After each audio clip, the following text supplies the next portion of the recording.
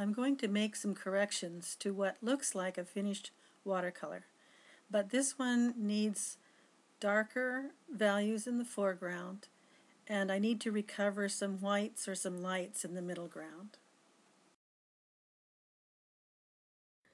So I'm using an X-Acto blade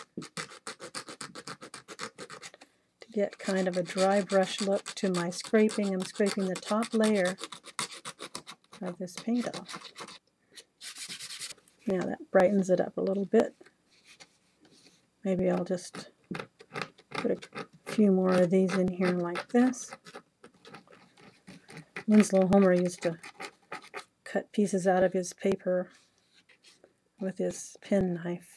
So that's another one of those unconventional ways of working with watercolor that I mentioned. Yeah, I think that helps a lot with the feeling of light glinting off of the water.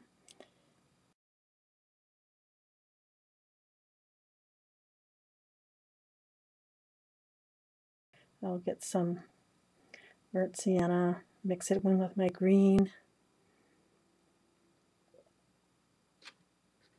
Just lay the brush on the side like this, stick it in there, get some pretty thick paint.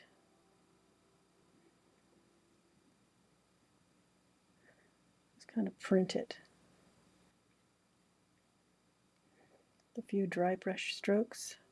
Hold your brush lightly on the end and just flick it.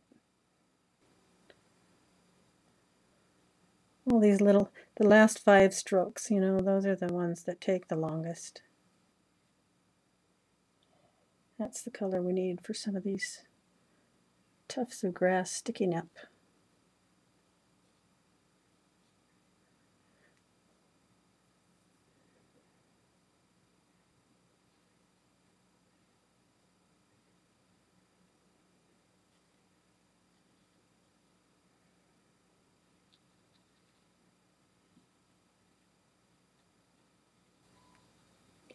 Here's a close-up of some of that knife work and also the watercolor dry brush technique.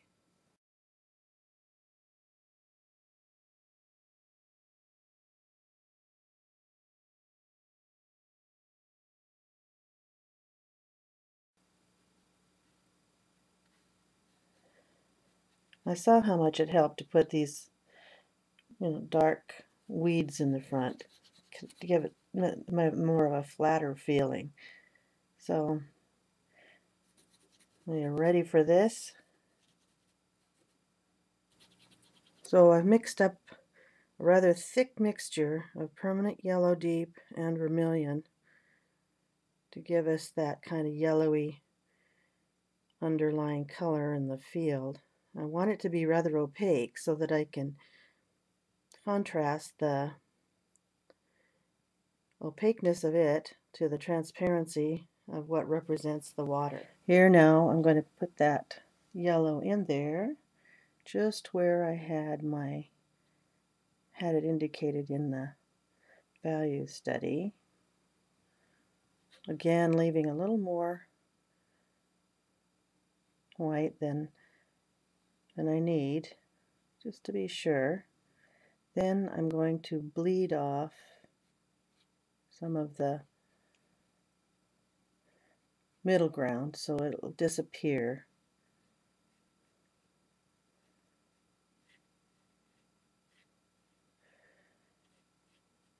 Oh yeah, that helps a lot. Soften this back to the distance. That warmer color also helps to give us a feeling of foreground.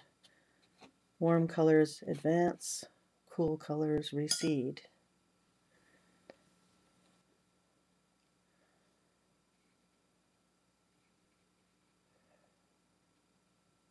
See, I said it was going to be pretty dark right here. I think that was really helpful to have it darker here. This might seem a little bit scary to you, but nothing ventured, nothing gained. I have to be careful in the areas where I've scratched because that will come out darker and fuzzier.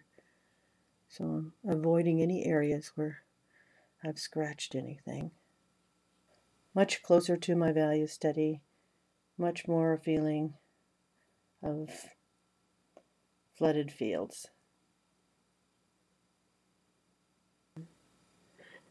So now I'm putting in some of these reflections from the hill back here.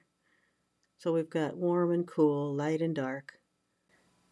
So I really do think that this looks much more interesting. Better to have gotten it darker here in the foreground and changed the focus from the flooded field on the left-hand side to more in the middle here, so that it will bring your eye back through the painting. Thanks for watching. See you next time.